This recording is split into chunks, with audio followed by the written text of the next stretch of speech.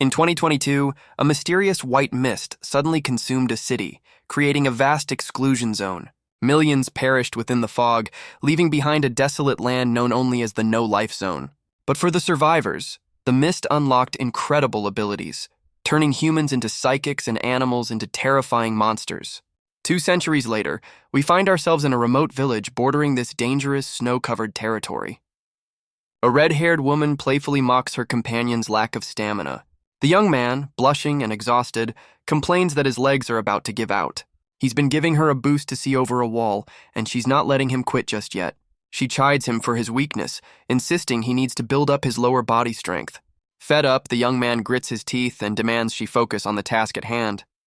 Peering through binoculars, she finally spots their target, a lone warrior battling a grotesque creature in the ruins. The grotesque monster roars in agony, overwhelmed by a sudden devastating psychic assault. But the warrior isn't alone. A silver-haired man and a fox-like creature join the attack. The masked man moves with blinding speed, his glowing energy blade carving through the air. They strike in perfect sync, a blur of motion against the hulking beast. The woman is stunned to realize the fox creature is actually a shapeshifter fighting alongside him. Impatient, she urges her companion to get ready for the aftermath, but he's still struggling to hold her up. Suddenly, the warrior they were originally watching finally makes his move, leaping into the fight with a glowing axe. He brings the massive weapon down in a single, decisive blow that shatters the ground. With one final strike, the battle is over, leaving the monster motionless in the snow. The masked man approaches the victor, questioning if the threat is truly neutralized, while the warrior calmly assesses his work. The three warriors stand victorious over the fallen beast, their work in the desolate ruins complete. From her perch, the woman watches with a greedy smile, fantasizing about gaining psychic powers of her own. Suddenly, her human platform gives out, sending them both tumbling down in a chaotic heap. He lands flat on his back with a pained expression as she crashes down on top of him. Ignoring his plight, she excitedly announces their plan to scavenge the monster's carcass for a feast. 2 hours later, the scene shifts to a decrepit courtyard nestled deep within the white mist's territory. The young man now tends to a large pot of stew, a satisfied look on his face as he takes in the savory smell. He carefully serves a portion of the rich, steaming broth into a small bowl. An elderly man joins them for the meal, and the young man cautiously offers him the first serving. The old man scoffs at the gesture, asserting that he's not so frail as to need help eating. With a look of pure annoyance, she offers him the bone she's already picked clean. She furiously berates him for gnawing on bones, reminding him they have plenty of meat to last. His attempt to explain he's just being frugal is met with a sharp, uncompromising refusal. A sudden change overtakes him as his eye transforms, revealing a strange floral pattern within. The woman savors her food, calmly accepting the temporary blindness that comes with it. The story flashes back 7 years, revealing his solitary confinement within a glowing, invisible prison. This prison was a massive, invisible wall centered on the white mist, leaving only a narrow gap for survival. A younger version of him wanders the desolate landscape, a lone figure clutching a lantern against the vast emptiness. He presses his hand against the invisible barrier, a prisoner trapped within the desolate zone. His past was a constant struggle for survival, marked by sudden explosions and treacherous cave-ins. He remembers his past desperation, trying countless escape methods like explosives and massive ladders, all in vain. His condition worsened over time, with the bouts of blindness becoming more frequent and painful. The memory of his worsening condition snaps him back to the present with a jolt of panic. He stands silently between his bickering companions, his mind consumed by a new, urgent thought. With a newfound determination, he decides he can no longer afford to wait and must act immediately. Later that night, while the woman sleeps, a menacing figure with glowing eyes emerges from the shadows. A sudden noise awakens her, and her eyes flash open, revealing the same floral pattern from the stew. The source of the disturbance is the young man, who leans over her bed, startling her with a question. She responds with pure irritation, clearly not in the mood for his late-night visit.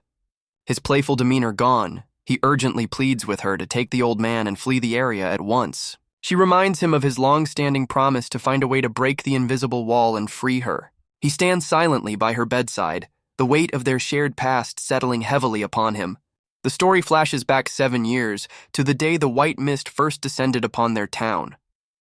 Amidst the chaos, a young red-haired girl is lost and separated in the stampede of fleeing citizens.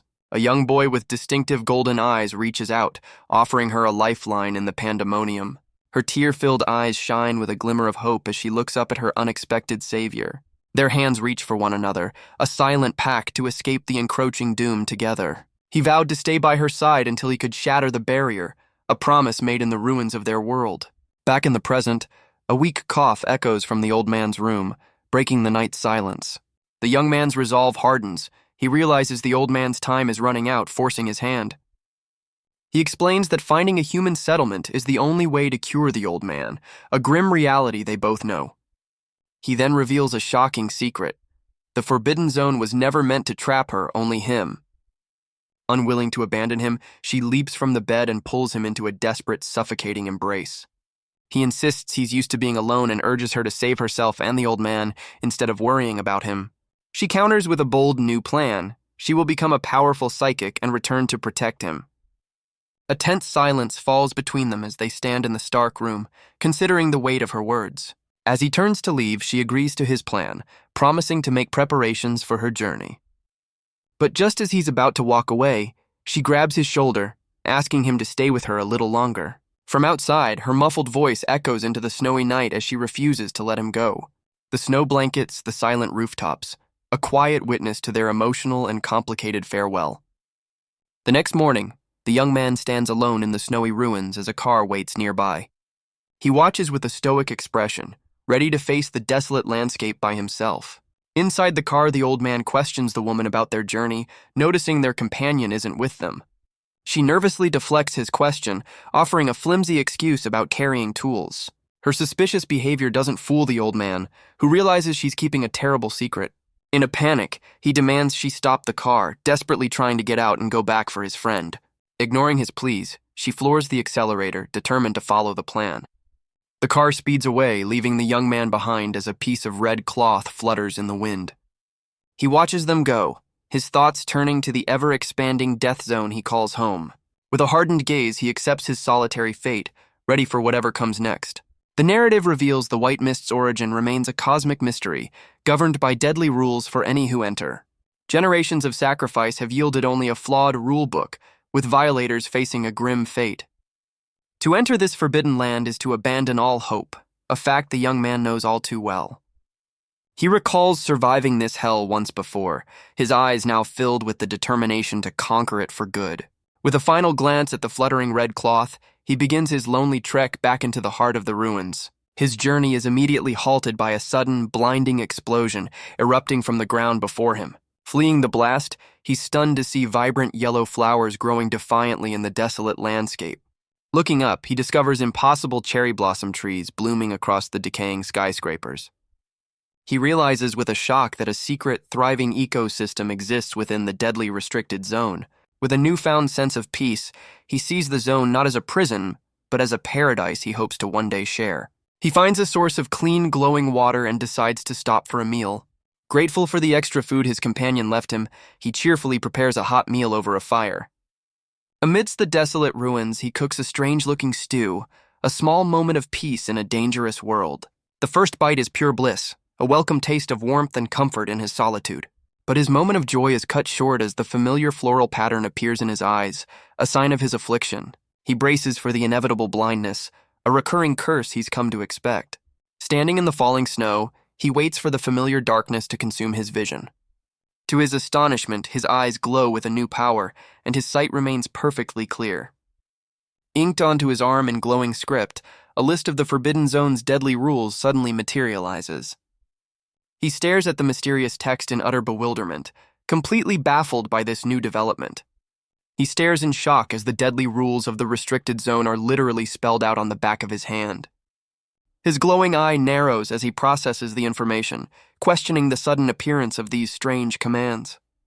He clutches his head, trying to make sense of the sudden vision and the cryptic list of rules. Wasting no time, he meticulously records every rule he can remember into a small notebook. A cold sweat breaks out as he realizes he narrowly avoided death by simply washing his hands before eating. A brilliant idea strikes him. If he can learn all the rules, he'll be invincible in this deadly zone.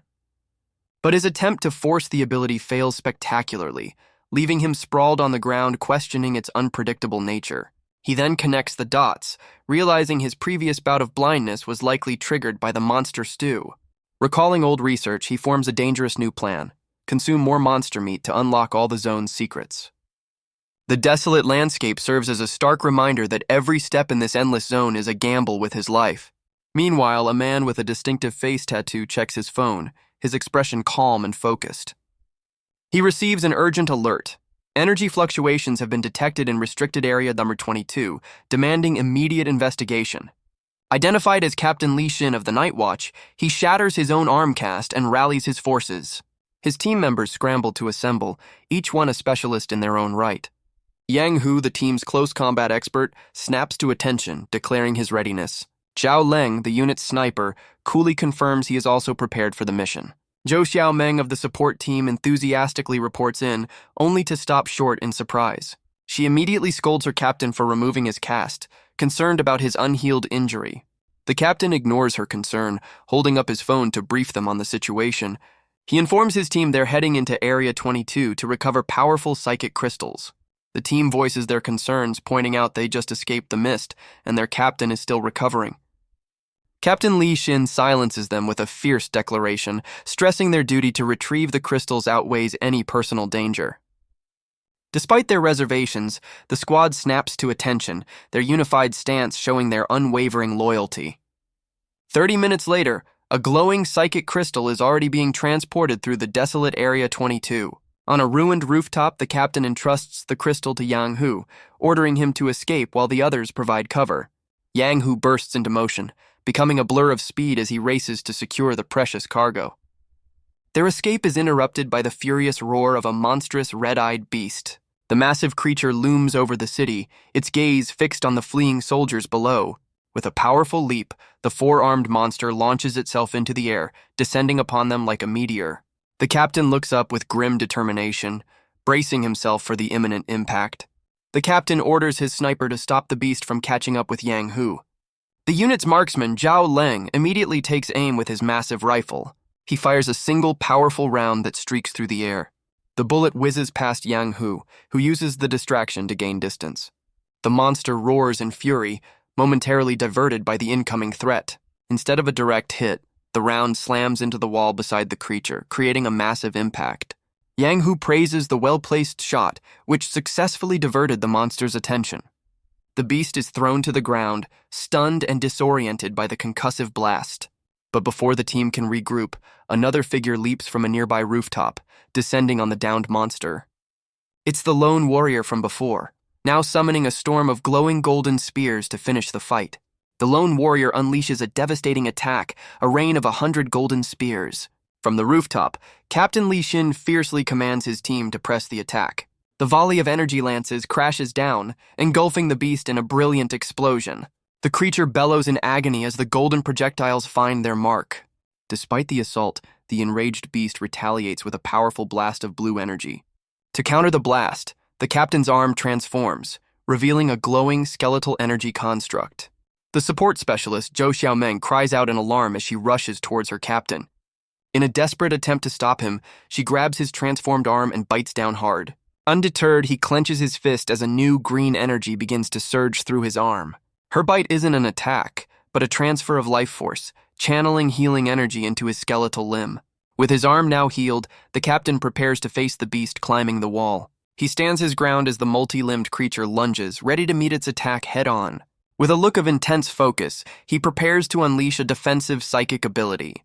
The lone warrior braces for impact as the monster crashes down upon his golden energy shield. Seeing an opening, the captain orders his sniper to provide covering fire immediately.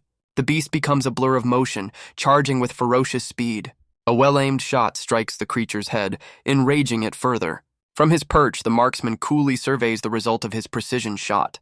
The monster finally falls, and the captain reflects on the unforgiving nature of the forbidden zone. Worried about their teammates' escape, he decides it's time for them to leave as well. As the team makes their way through the desolate city streets, they prepare for their extraction. Suddenly, the captain halts, his senses picking up an unexpected and savory aroma in the air. Following the scent, the squad is stunned by what they discover on a nearby rooftop. They find the young man casually enjoying a hot pot meal, completely unfazed by the surrounding danger. He blissfully savors a piece of meat, oblivious to the armed soldiers watching him. His peaceful meal is abruptly interrupted by a sharp voice and the point of a glowing blade. Captain Li Xin holds his energy sword to the man's throat, demanding to know his identity. Panicked, the young man throws his hands up, nervously insisting he's just a normal person. The captain's expression hardens, his suspicion piqued by the man's hesitant answer. Believing him to be a dangerous criminal, the captain orders his support specialist to bring out a detector. The support specialist confidently pulls out a small scanning device. She aims it at the nervous young man, and the device beeps as it analyzes him. The scan reveals he has no identity, and a psychic level so low it's barely detectable. The captain finds this impossible, questioning how someone so weak could survive here. He glares menacingly at the young man, who is now terrified for his life. The young man panics, desperately trying to think of a way to calm the situation. In a moment of sheer desperation, he awkwardly offers the armed soldiers a bowl of his stew. Before they can react, a strange noise echoes through the city, drawing the captain's attention. He realizes a herd of mutant beasts is approaching, and the entire squad prepares for another fight. The captain curses their luck, knowing their previous battle must have drawn this new threat to their location. The captain orders his specialist to take the young man away, while the sniper provides cover. The two subordinates salute, acknowledging their mission without hesitation. The specialist turns back with a worried expression, questioning what her captain plans to do alone. Surrounded by a fiery aura, he vows to stay behind and hold off the approaching horde. He believes the young man holds secrets and orders his team to get him out of the restricted area first. Meanwhile, the lone warrior unleashes a massive attack, clearing a path through the swarm of monsters. As she leads the young man away, the specialist glances back, pleading for her captain to be careful. The young man panics, recalling his grandfather's warning that anyone in the zone is likely a dangerous criminal. Desperate to escape, he makes a split-second decision and grabs his still-cooking pot of stew. His escape plan hits a snag as he recoils in surprise, realizing the pot is still scorching hot. The specialist easily hoists the struggling young man over her shoulder, ignoring his protests about his abandoned meal. As he's carried away, he recalls the inherent superiority psychics hold over ordinary people, a gap no law can truly bridge. He remembers always avoiding psychics with his companion, knowing that in this lawless zone, a quick temper could be a death sentence. Using her enhanced abilities, she leaps effortlessly between ruined buildings, carrying him away from the battle. The sheer speed of their escape leaves him stunned, while she remains completely focused on their destination. The awkward angle of the fireman's carry puts immense strain on his back, causing him to cry out in pain. He desperately tries to tell her the position is breaking his back, but his pleas are completely ignored. Annoyed by his constant complaints, she threatens to abandon him if he doesn't stay quiet. Suddenly, a brilliant golden light fills the sky, and his eyes widen in disbelief at the spectacle below.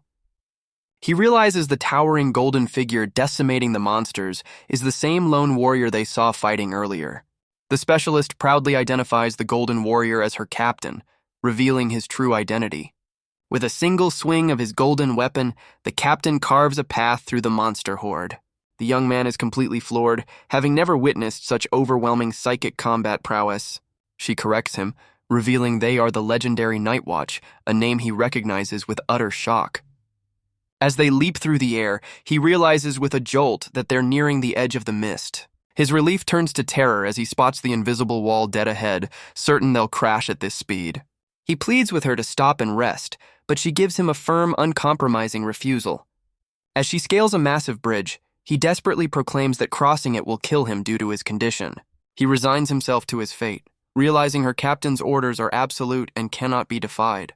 Just as he gives up hope, a crucial rule about the invisible wall suddenly flashes in his mind.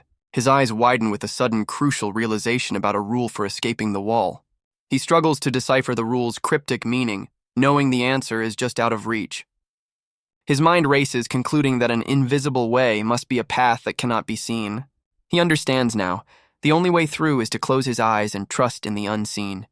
Without warning, he throws himself backward, startling his captor with his reckless gamble. They both plummet through the air, successfully passing through the invisible barrier. He sits up on the ground, dazed but alive, having finally crossed the forbidden boundary.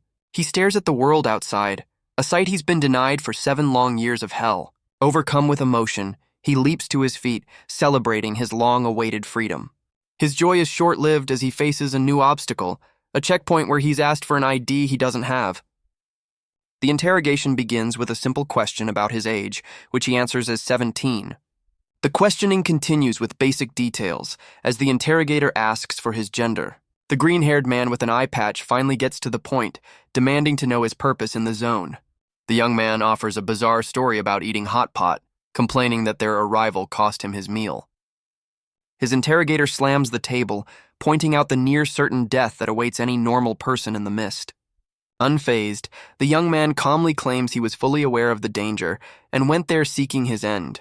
Leaning in close, the green-haired man warns him not to treat the night watch like fools. Their tense exchange is interrupted as the specialist helps the injured Captain Li Xin into the room. The interrogator shows concern for his captain, who brushes it off, insisting he'll survive. The captain's gaze locks onto the young man, recognizing him as the powerful golden warrior from the battle. The young man meets the captain's intense stare, his own golden eyes revealing nothing. The captain challenges his story, questioning how an ordinary person could survive 7 years in the deadly zone. He calmly explains his predicament, claiming an invisible wall had held him prisoner all this time. The Night Watch team exchanges skeptical glances, as the captain admits he's never heard of such a barrier. Undeterred, the young man begins to recount the full tale of his 7-year confinement. An hour passes as he weaves the incredible story of his survival against all odds. His tale is so moving that the specialist is brought to tears, finding it both unbelievable and heartbreaking. The interrogator pieces it together, theorizing the young man's special vision is a hidden ability, making his low psychic rank a lie. The young man remains silent, letting them process the unbelievable truth of his past. Intrigued by this new information, the captain decides they must test his unique ocular ability. The interrogator begins the test, instructing the young man to pay close attention. With blinding speed, he unleashes a flurry of slashes too fast for a normal eye to follow. To the team's surprise, the young man correctly counts every single one of the 67 strikes. The interrogator confirms his suspicions. The boy possesses at least C-rank enhanced vision. The captain orders a more thorough examination by a specialist, with a chilling warning should he fail. Terrified by the threat of dissection, the young man makes a desperate but futile attempt to escape. The captain reflects on the boy's story, sensing he's hiding something but isn't truly malicious. Now restrained in a medical bay, he's greeted by a striking blue-haired woman with an unnerving smile. She playfully inspects his face, leaving the captive young man sweating with anxiety. Introducing herself as Novo, she leans in close to begin her medical checkup, much to his discomfort. Novo begins the examination with a simple vision test, pointing to an eye chart on the wall. He scoffs at the basic test, confident his vision is far beyond what the chart can measure. Deciding to test his limits, he closes his eyes to explore the other functions of his ability. His eye glows with golden energy as he focuses, his vision zooming past the chart itself. He pushes his ability further, his sight zooming in on a single letter with incredible clarity. To his surprise, his vision pierces through the wall, revealing the raw material within. A shocking realization dawns on him: his eyes might have a see-through capability. As Novo asks him to read the chart, his mind races with the implications of his newfound power. He puts his theory to the test, focusing his enhanced vision directly on the unsuspecting doctor. The attempt immediately backfires, causing a massive nosebleed as he's overwhelmed by the result. Novo questions the young man, confused as to why a simple vision test would cause a sudden nosebleed. He's lost in a daze, muttering to himself about the unexpected results of his new ability. A printer spits out his official stats, confirming his name is Ye Shiki and his ability is a C+ rank support type vision. He holds the report, wondering aloud if a C+ talent rank is actually considered impressive. Novo sits down, ready to give him a crash course on the world of psychic power levels. She breaks down the psychic ranking system, explaining the different levels of power and potential. Novo emphasizes the rarity of high-tier talents, with less than 1% achieving S or A rank potential. She then details the 4 main categories of psychic abilities and how they are distributed among the population. She reassures him that while his C+ rank might not sound top tier, it's actually quite respectable. The pieces click into place for him, realizing his C+ rank is the reason he can perceive the zone's hidden rules. Novo warns him that using his see-through vision on others might not go unnoticed. Flustered, he stammers an apology, admitting his lack of control over the new ability. She leans in, tempting him with the offer of free tuition at the Psychic Academy due to his rare talent. He imagines the prestigious academy, a place known for gathering the best resources and instructors in the nation. His expression sobers as he learns that admission is incredibly selective, with a low acceptance rate. With renewed determination, he stands up, remembering his childhood dream of becoming a powerful night watchman. His eyes shine with hope as he wonders if this dream could finally become a reality. Novo hands him his official psychic ID, declaring him certified and free to go anywhere but the restricted zone. He stares at the card in disbelief, relieved that he's truly free and won't face dissection. She laughs off his fear, explaining that the captain's threats were just a bluff to scare him. With his new ID in hand, his first thought is to find his companions and share the good news of his escape. Meanwhile, his friends have stopped their car on a desolate, snow-covered road. The old man is consumed with guilt, believing he's responsible for abandoning his friend. She tries to reason with him, explaining that Yashiki chose to stay behind to find a way to break the wall. She makes a solemn promise to the old man she will become a powerful psychic and they will return for him together. Their conversation is cut short by a violent explosion erupting from a nearby building. The ground trembles as a herd of monstrous, glowing-eyed beasts stampedes directly toward them. Wasting no time, she shoves the old man into the car to escape the charging horde. She floors the accelerator, desperately trying to outrun the thundering stampede hot on their tail. The frantic escape sends supplies flying as the back of the car bursts open, nearly tossing the old man out. A hulking beast roars in fury as debris rains down upon it. The old man realizes with dread that they're out of things to throw at the charging monster. He scrambles into the car, urging his companion to shut the door before it's too late. The creature gains on them, its massive form thundering just behind their speeding vehicle. It lunges forward, its terrifying face filling the old man's entire view. Just as the monster is about to strike, a new figure suddenly intervenes from the sidelines. A powerful warrior with a glowing fist intercepts the beast, delivering a stunning blow. The old man stares in disbelief as their unexpected savior lands right in the back of the car with him. Their rescuer, a member of the Night Watch, urges the driver to keep going without slowing down. The car successfully escapes, leaving the enraged monster to smash the ground in frustration. The car speeds through the desolate streets, leaving a trail of vanquished monsters in its wake. The old man worries about their rescuer's injuries, but the woman is more concerned with his identity. Their savior dismisses their questions, warning them that the immediate threat is far from over. His warning proves true as monstrous red claws shatter the rear window, sending glass flying. The glowing talons dig into the car's frame, crushing the metal with terrifying ease. A massive bird-like creature has them in its grasp, lifting the vehicle into the air. The night watchman stands his ground on the car's bumper, vowing to block the beast so they can escape. He tosses her a glowing green crystal, revealing his mission and his identity as a soldier. She catches the precious cargo, her face a mask of panicked determination as she grips the wheel. The monstrous bird swoops down, its talons poised to crush the car and everyone inside. The night watchman intercepts the attack, his glowing fist ready to meet the monster's talons. He unleashes a powerful psychic punch, creating a brilliant explosion of energy on impact. With a furious roar, he pushes the massive beast back, creating an opening for the car. His attack buys them a precious moment, allowing the car to speed away from the stunned monster. Leaping from the car onto a rooftop, he decides to face the monster alone to ensure their escape. Determined not to die in vain, he prepares for his final stand against the winged beast. The creature dives towards him for the final blow as the old man watches in horror from the speeding car. The old man questions leaving their savior behind, but she grimly insists they must follow his orders. She stares at the glowing crystal, wondering why it's worth the price of a man's life. Her hand closes around the artifact, its brilliant light sealing her promise to protect it. The crystal erupts with a blinding green light, engulfing the shocked woman. This surge of energy propels their car forward at an impossible speed.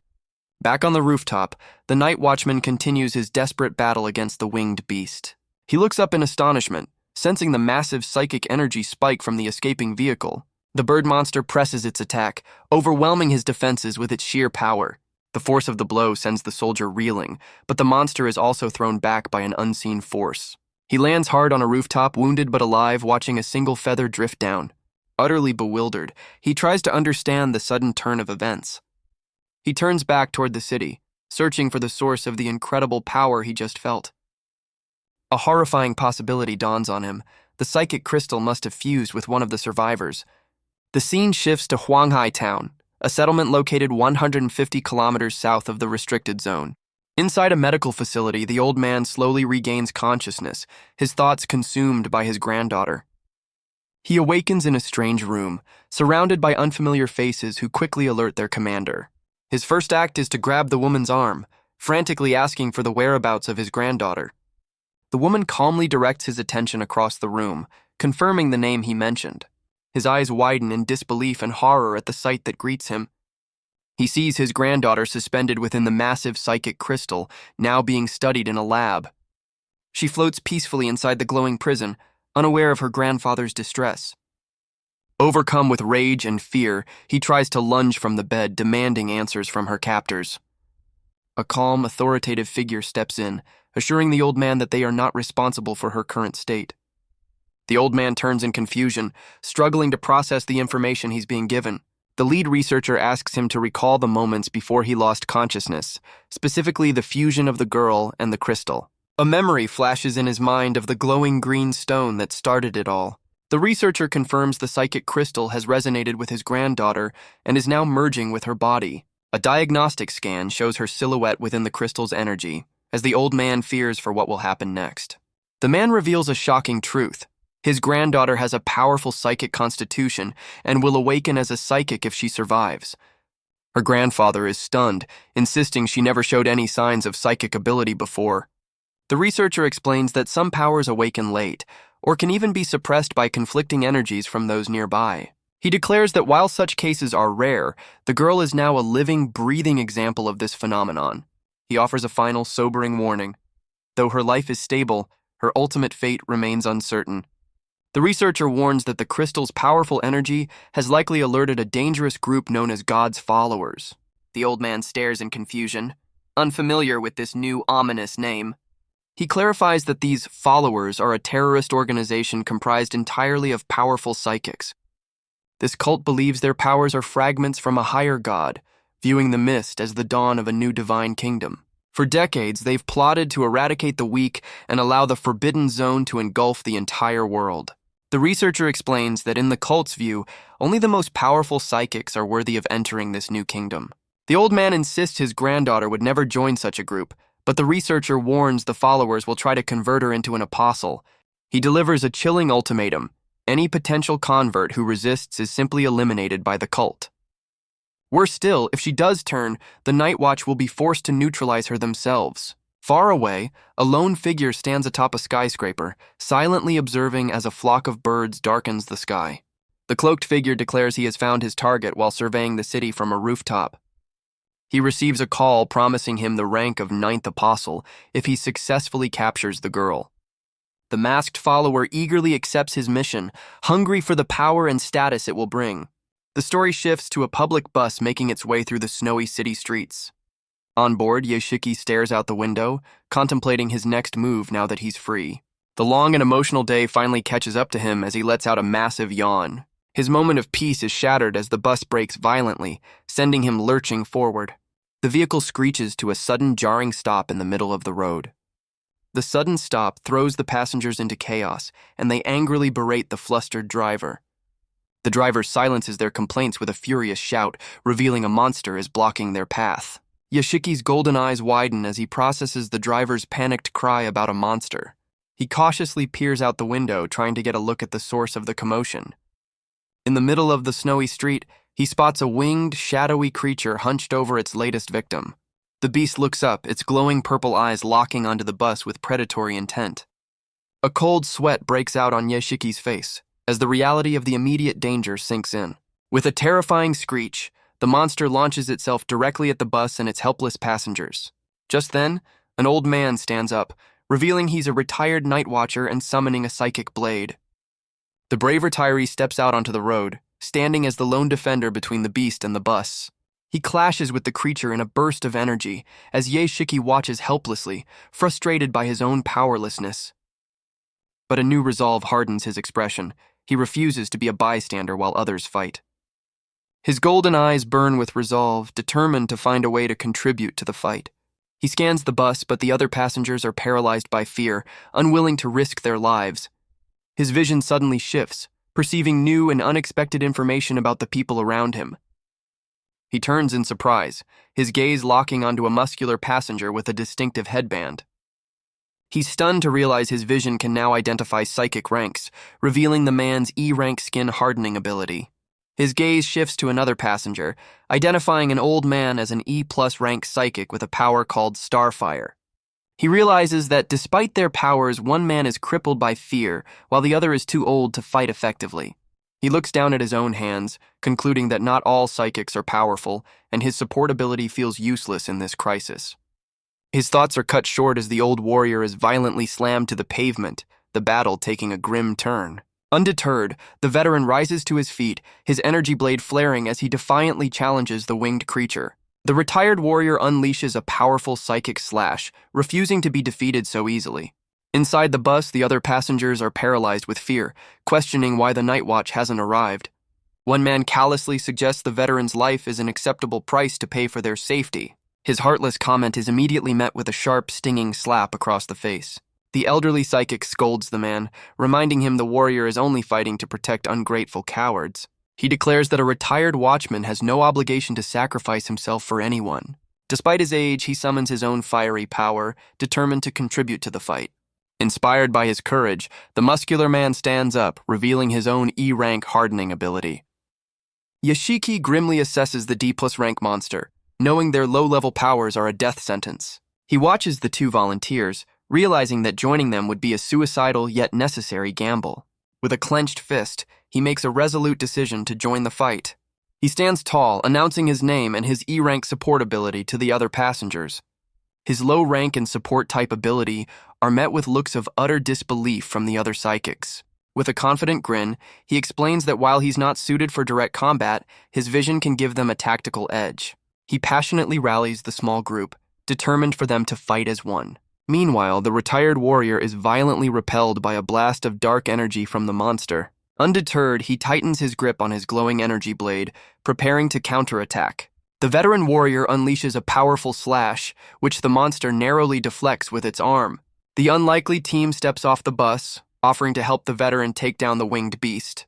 Their offer is met with pure irritation, as the veteran insists he has no time to babysit a group of amateurs. Yashiki urgently warns the veteran that the monster's tail is poisonous, giving him only 3 minutes before it's too late. The mustached warrior glares back in disbelief, demanding to know how he could possibly know that. Yashiki explains his unique vision provides him with crucial intel that others can't see. The elderly psychic questions the boy's certainty, but prepares to act on the information, summoning his fiery power. With a surge of energy, the old man unleashes a powerful blast of starfire from his hand.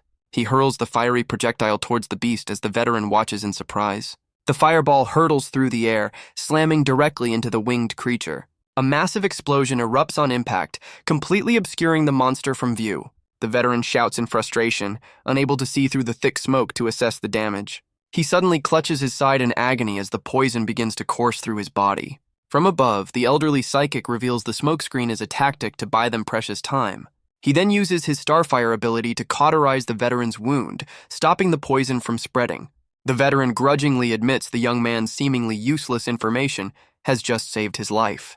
But their reprieve is short-lived as the winged beast bursts through the smoke, its eyes glowing with rage. It lunges with a massive, glowing claw, aiming to tear through the makeshift defenders. The muscular man intercepts the blow, his body hardening to absorb the devastating impact. A brilliant flash of energy erupts as he successfully blocks the monster's powerful attack. His skin begins to crack under the strain as he warns the others his defense is about to fail. The creature changes its strategy, its predatory gaze now fixed on the defenseless Yashiki. A horrifying realization dawns on him. The monster is smart enough to eliminate the weakest link first. The winged beast dives straight for him, but Yashiki stands firm, ready for a confrontation. His new ally screams a warning, but Yashiki ignores him, his focus entirely on the beast. He remembers a past defined by fear, always running from monsters and cheating death. A montage of memories shows his childhood with his companion, a life spent fleeing and hiding from danger. But that was the past. His eyes now burn with power, knowing he's a psychic himself. He activates his visual enhancement, his superhuman psychic sight locking onto the monster. Pushing his ability to the max, he discovers he can create a momentary time stop effect. It's a power he accidentally discovered while staring out the window on the bus ride. He knows he's never pushed his ability this far, making this a dangerous gamble. With time slowed to a crawl, he watches his ally rush forward to intercept the attack. With a manic grin, he decides to push his enhanced vision to its absolute limit. His sight pierces through time, revealing the monster's future attack as a ghostly afterimage. He watches the spectral claw pass harmlessly through him, a premonition of what's to come. His golden eyes narrow, realizing this isn't a hallucination but a clear prediction of the beast's next move. Confident he can now counter the attack, he takes a step forward only to trip on a loose stone. His grand plan immediately shatters as he stumbles forward with a cry of frustration. Instead of a heroic dodge, he faceplants onto the pavement, completely dazed. Just as the beast lunges, his muscular ally intercepts, delivering a powerful blow to its head. The monster recoils in pain, clutching its head as Ye-Shiki complains from the ground, much to his ally's confusion. The ridiculous truth is revealed. His clumsy trip caused the monster to run headfirst into the waiting punch. He stares up from the pavement, processing his accidental success with a dazed expression. He comes to a frustrating conclusion. His eyes are faster than his body can possibly react. His allies watch in confusion as the monster swings wildly, attacking phantoms only it can see. The veteran dismisses the idea of luck, convinced the young man is far from ordinary. He frantically scrambles away, comically chastising his allies for just standing around. Spurred into action, the veteran leaps forward, his glowing blue blade ready to strike. He closes the distance in a blur, unleashing a powerful slash at the creature's head. The energy blade connects with a decisive blow, striking the monster squarely on its skull. With the beast defeated, the veteran declares the area clear and urges the group to leave quickly. The scene shifts to a mysterious figure with a strange steed, observing the city from a snowy rooftop. The veteran warrior sits calmly, his presence commanding respect despite the recent battle. His gaze sharpens, recognizing a rare quality in the young man who just helped them. After the battle, Ye-Shiki prepares to leave his newfound allies at the Huanghai town bus station. The elderly psychic stops him, offering a final piece of advice before they part ways. He tells the young man that true power isn't about rank and that his intuition points to Ye-Shiki's great potential. The muscular man playfully agrees, seeing the makings of a future night watchman in him. From the departing bus, his new ally gives a final thumbs up, a gesture of camaraderie. Ye-Shiki is taken aback by their faith in him, a stark contrast to his own self-doubt. He strikes a determined pose, waving goodbye and vowing to work hard to meet their expectations. Alone once more, he faces the daunting task of finding his friends, clutching a phone number as his only lead. He studies the note, realizing his first step is to find a job by making a single phone call. His plan hits a snag when he realizes he needs a phone, spotting a man nearby using one. With a friendly wave, he cheerfully asks the stranger if he can borrow his mobile device. The man gives him a suspicious look, clearly wary of the oddly dressed young man. He backs away defensively, refusing to lend his phone and questioning why Ye-Shiki doesn't have one. Ye-Shiki nonchalantly admits he doesn't own one, blissfully unaware of how strange that sounds. The man explains that phones are mandatory for safety, a basic fact of life that Ye-Shiki has missed. Growing more suspicious, the man points accusingly, theorizing he must be a foreigner. Ye-Shiki's expression sours, confused as to why his simple request is being met with such hostility. The man turns his back, secretly reporting a suspicious individual while Ye-Shiki waits patiently, completely oblivious. The man on the phone confirms Ye-Shiki's description, his expression growing serious. His eyes widen in shock as he learns exactly who he's dealing with. He turns back to confront him, only to find that Ye-Shiki has completely vanished. In a nearby alley, Ye-Shiki catches his breath, relieved to have narrowly escaped the confrontation. He recalls how his ability detected the man's hostility, giving him the warning he needed to flee. He puzzles over the term God-follower he overheard, sensing it's connected to something sinister. The day's ordeal leaves him exhausted, lost, and suddenly very hungry. Overwhelmed, he looks out at the sprawling city, feeling completely lost and frustrated. His despair is interrupted as an unseen hand suddenly grabs him from behind. Before he can react, he's pulled through a glowing doorway into a place called the Red Romantic Bar. His captor is a purple-haired woman named Dudu, who lets out a bored yawn. But her expression softens, her purple eyes filled with a surprising hint of emotion. She sizes up the young man who stands awkwardly before her in the falling snow.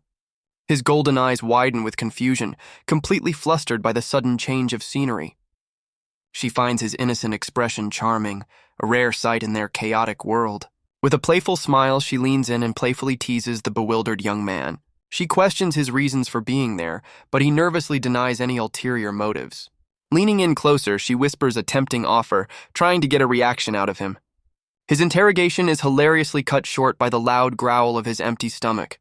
She bursts into laughter, amused by his predicament and the obvious answer to her questions. With a playful wink, she asks the young man for his name and age, offering to help with his troubles. Their conversation is interrupted by a green-haired woman named Lily, who notes Dudu's early visitor. Lily's gaze drops, her expression shifting as she notices the young man standing there. She remarks on how handsome he is, much to the slight annoyance of her purple-haired companion. Dudu silences her friend and turns back to the boy, who nervously reveals his name is Ye Shiki and he's 17. She casually does the math on his age while Lily watches with a knowing, mischievous look. Lily teases her friend, suggesting a completely different and transactional meaning behind his age. She leans in to ask the bewildered Yashiki if her scandalous assumption is correct. He suddenly strikes a defensive pose, passionately declaring he's a law-abiding citizen who made a promise to the Night Watch. His bizarre outburst leaves both women staring at each other in stunned silence. His earnest declaration is met with uproarious laughter from the two women, who find his innocence hilarious. Dudu clarifies that the Red Romantic Bar is a respectable nationwide chain, not the shady establishment he assumed. Seeing his genuine hunger and confusion, she decides to take pity on the young man and offers him a meal. The green-haired woman enthusiastically grabs his hand, pulling the bewildered Yeshiki along with the promise of a feast. After devouring several bowls of noodles, he leans back with a look of pure bliss, finally full after years of scarcity. The two women stare in disbelief at the mountain of empty bowls, questioning if he's ever eaten a proper meal before. With his hunger sated, the purple-haired woman gently asks why he's traveling through the city all by himself. He reveals his true purpose, a desperate town-by-town search for his grandfather and companion. The women express their concern, realizing the monumental and dangerous task he has set for himself. He admits his quest is stalled, as he needs to find work to survive but has no idea where to even begin. The green-haired woman offers him a simple job as a waiter, seeing his desperate situation. His eyes sparkle with hope as he eagerly asks if the offer is genuine. She reveals a catch. There's no salary, and he must earn his wages directly from the clientele. The purple-haired woman leans in, suggesting he can earn a large sum by serving female customers well at night. He's stunned by the potential pay, immediately calculating the massive amount of noodles he could afford. A flicker of suspicion crosses his face as he questions the strange specifics of the job. He feels a growing sense of unease as they vaguely explain his earnings depend on his service skills. His eyes widen in alarm, a gut feeling telling him something about this offer is deeply wrong. He quickly dismisses his doubts, convincing himself he's just being paranoid since they're offering him a lifeline. All his suspicions vanish as his eyes fill with dollar signs, blinded by the promise of a huge payday. With a determined fist pump, he eagerly accepts the job, vowing to become the best waiter they've ever seen. The women are thrilled by his enthusiasm, with one promising he'll be a star as the other rushes off to prepare his uniform. His face contorts in confusion, questioning the need for special clothes for a simple waiting job. A sudden wave of doubt washes over him as he stares at the bar's neon sign, sensing something is amiss. Later that night, the establishment comes alive, drawing in crowds of eager patrons. Inside, the atmosphere is electric with laughter and conversation as the night's festivities get underway. Two patrons toast with overflowing mugs, celebrating the lively evening. Now dressed in a crisp uniform, Yeshiki stands awkwardly, looking completely out of his element. His sharp new look immediately catches the eye of a group of female customers across the room. The intrigued women approach him, their leader questioning the new face in their usual spot. He nervously explains to the curious women that it's his very first day on the job. One of the patrons gets friendly, asking him about the bar's more exclusive services. He panics, completely unaware of any special services his new job might entail. Clutching a handful of cash, he contemplates the strange but lucrative nature of his work. With a look of grim determination, he vows not to be swayed by the promise of easy money. The night wears on, his shift finally coming to an end in the early hours of the morning. His satisfied customers wave goodbye, promising to return specifically for him another day. He stares at his earnings, realizing that city dwellers are desperate for someone to simply listen. With a lipstick mark on his cheek, he understands his only task was to lend a sympathetic ear. A profound realization dawns on him as he stands alone, understanding his unique role in this new world. The click of a door handle breaks the morning quiet. He reflects on his past dreams of the safe zone while enjoying a hot shower. He acknowledges that the reality of his freedom has been far more chaotic than he ever expected. His mind flashes back to the moment his powers awakened, allowing him to shatter the invisible barrier. That was followed by a grueling interrogation at the hands of the Night Watch. He even survived a monster attack on the streets, a brutal welcome to the city. And with no support, he found himself working as a paid companion at a lively bar. Overwhelmed by the chaotic memories, he buries his face in his hands. His resolve returns, his golden eye burning with the need to master his abilities and become stronger. A close-up on his eye reveals the glowing star-shaped pupil, a sign of his unique power. His mind conjures bizarre fantasies about the special services his new job might entail. He resolves to penetrate the mysteries of his own power, no matter the cost. His thoughts are interrupted by the arrival of a mysterious woman with an air of authority. She studies her surroundings with a sharp gaze, noting that something, or someone, is new. Just then, Dudu bursts into the room, greeting the woman with surprising familiarity. She casually asks about the bar, and Dudu mentions their recent hire, the new little brother. The woman dismisses the small talk, demanding to know about any significant events in the town. Dudu reports a major psychic disturbance and the appearance of a girl trapped in a crystal, now held by the Night Watch. Recognizing the intel's value, she orders Dudu to uncover the mysterious girl's identity. Overhearing their conversation, Yashiki realizes the Red Romantic Bar is a front for an intelligence-gathering operation.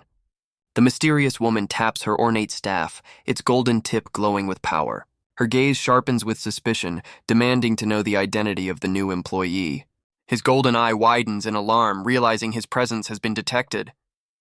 He clutches his head in relief, realizing he narrowly avoided being exposed.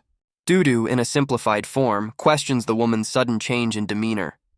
The woman's expression turns sly as she casually inquires about the new employee. Dudu confirms the recent hire, still sensing an unspoken motive behind the question. The following day at noon, Dudu cheerfully walks down the hall to call Ye Shiki for lunch. She peeks into his room with a wide grin, playfully asking if he's still sleeping. Her question is answered as she finds him mid-push-up, already hard at work training. Dudu is completely captivated by his physique, her heart fluttering at the sight. She playfully lunges towards him, causing the startled young man to recoil in alarm. With a teasing smile, she questions his panicked reaction, claiming she only came for lunch. He nervously reminds her of their professional relationship, warning her against reckless behavior. Annoyed by his resistance, she accuses him of learning some bad habits after just one night. He promises to join her shortly, turning to get dressed as she waits with her eyes playfully covered. Her tone shifts as she directly accuses him of using his ability to spy on the adjacent room. The direct accusation hits its mark, leaving him completely stunned and exposed. He quickly feigns ignorance, trying to play off her serious question with a nervous smile. Dropping the pretense, she corners him against the wall, revealing the bar is an underground intelligence center. She reveals she's already aware of the unique power hidden within his eyes. Trapped against the wall, he nervously asks what she intends to do with him now that his secret is out. Dudu clarifies their intentions, explaining they want to recruit him for his rare intel-gathering ability. He hesitates at the offer, worried about losing his freedom and asking if he has the option to refuse. She insists he's a perfect fit for their organization, the Red Romance, leaving little room for argument. He rejects the role of a simple informant, declaring his goal is to become strong enough to re-enter the restricted zone. While grateful for her help, he turns away, explaining that he cannot stay with them forever. His eye glows with determination as he reveals he has a reason to return to the zone, a reason worth dying for. She relents, acknowledging that in their line of work, everyone has secrets that are best left unexplored. Dudu offers him a lead, suggesting a recently cleared zone where he can join hunter groups and test his luck. She offers him a phone, assuring him it's secure and untraceable. Dudu explains the phone contains their contact information, leaving the door open for his return. He looks at her with surprise, addressing her with a newfound familiarity. She eagerly asks if he's reconsidered her offer, but he clarifies he only wanted to thank her. Her excitement immediately deflates, leaving her visibly disappointed by his response. He stands tall and makes a heartfelt promise to his new friends that he will definitely return one day. As he leaves, his final words are a comical plea for her to keep her hands to herself. He reflects on the bar's true nature as an intelligence hub, acknowledging the strange sense of belonging he felt there. Now on his own, he studies a map, believing his power has plateaued and can only evolve back in the restricted zone. His eyes burn with resolve as he sets his sights on a new target, restricted area number 77. Hours later, he arrives at the chaotic staging ground for psychics outside restricted area number 77. He confidently strides through the crowd of psychics, a man on a mission. The air buzzes with opportunity as psychics shout out offers for maps, supplies, and team recruitment. A massive blue-haired man suddenly stops him, questioning why a kid is traveling alone. He calmly explains his purpose, to find work alone in the deadly restricted zone. The man introduces himself as a C-rank captain, explaining he needs one more member and demanding to know Yashiki's rank. His golden eyes flare as he uses his unique ability to analyze the potential teammates. His sight instantly reveals the power levels of the entire squad, a mix of C and D rank abilities. He turns back to the captain and bluntly states his own power level is a mere E rank. The captain bursts into mocking laughter, telling the E rank rookie to run home to his mommy. Undeterred by the mockery, Yashiki's golden eyes flare as he activates his precognitive vision. He sees a flash of the future, where the captain imagines a glorious power-up for himself. But the vision quickly turns dark, showing the captain cornered by a terrifying monster. The creature's grotesque tendrils descend as the captain tries to flee in terror. He looks up in horror, completely overwhelmed by the monstrous threat. In this potential future, the captain apologizes to his team, preparing to abandon them to save himself. Yashiki processes the grim vision, realizing the captain is a coward who would betray his allies. With his decision made, he turns and walks away, brushing past the arrogant captain. The captain calls out, telling the young man he's heading in the wrong direction. He mockingly points the way out, telling the E-ranker to go home, oblivious to the truth Yashiki just witnessed. He politely rejects the captain's offer, stating his firm intention to enter the zone alone. His bold declaration is met with a wave of mockery from the captain and his crew. He walks past the stunned captain, openly calling out his cowardice and preference for self-reliance. The captain's face twists in anger, demanding an explanation for the pointed insult. With a cryptic smile, he dismisses the question, suggesting the captain view him as someone with a death wish. The captain's crew watches him walk away, bewildered by his strange and fatalistic attitude. The captain's gaze hardens, a flicker of suspicion crossing his mind as he processes the boy's words. He assesses his grim situation, knowing his E rank makes him a vulnerable target among stronger psychics. He weighs his options, concluding that any team would either reject him or use him as disposable bait. With no other choice, he faces the desolate entrance to the zone, ready to brave the dangers by himself. He recalls Dudu's intel, remembering the mist's thickness varies across the zone. These thinner areas are known as entrances, the first step for any treasure hunter. He glances at a compass, lamenting that he can't afford the special gear others use to navigate. His broke reality sets in, staring at the useless compass with a deadpan expression. But his golden eye flares with confidence, knowing his unique ability is all the equipment he needs. His vision pierces the fog, but he's startled by a sudden movement in the distance. His ability identifies the creature as a D-rank mist demon, a predator that stalks those lost in the fog. A bead of sweat rolls down his face, hoping the creature won't attack him as long as he moves with purpose. He realizes that even though the area is mostly cleared, a number of these monsters still roam the streets. His sense of security shatters as one of the mist demons turns, its glowing eyes locking directly onto him. A strange, flaming creature leaps through the snowy, desolate streets. Suddenly, a demon hunter patrol vehicle speeds through the mist, its crew scanning the area. The captain of the patrol shouts for the driver to stop the vehicle immediately. His subordinate questions the sudden halt, but the captain remains focused on his senses. The captain detects a strange fluctuation of psychic energy, wondering if it's just his imagination. Hidden behind a wall, Yashiki watches in terror as the patrol drives off, narrowly avoiding detection. He recalls Dudu's warning about the severe penalties for being caught in the zone without a license. Breathing a sigh of relief, he's grateful the Demon Hunter Patrol didn't spot him. But his golden eye suddenly activates, detecting a new layer of information within the mist. His power reveals the zone's hidden rules, which he realizes are the same as the last time he was here. He wonders if his ability allows him to see the hidden rules in any restricted area he enters. A brilliant idea strikes him. By following these rules, he can traverse the zone without fear. He walks through the desolate streets, committing the zone's strange laws to memory. With newfound confidence, he continues his solitary journey through the abandoned city. He notices the mist is starting to thin, a sign that the zone's environment is shifting. His progress is halted by the sudden appearance of a shadowy wolf with glowing red eyes. A wave of panic hits him as he recognizes the new deadly threat stalking him.